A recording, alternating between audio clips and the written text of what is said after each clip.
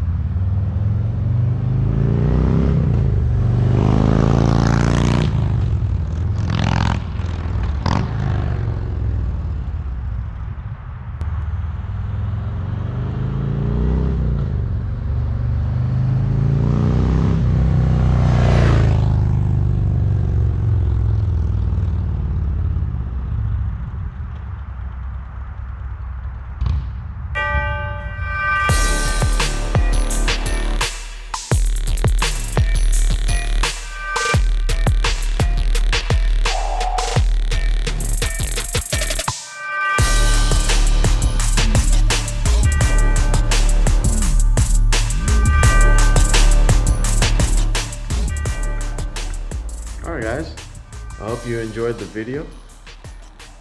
I listened to a lot of exhaust sounds and clips, and to me, the DBX45 sounded the best. There were a lot of good sounding exhausts out there, and I was deciding between a couple of them, but at the end I decided to go with the Rinehart DBX. And boy, I gotta tell you, I'm not disappointed whatsoever. The stock exhaust is not bad sounding. It sounds pretty decent. It's a little muted, as you would expect a stock, Harley exhaust to be, but if you look at the videos, it sounds a little bit louder in the videos, but it's still got that nice thumpy Harley sound coming out of the stock exhaust. I was surprised.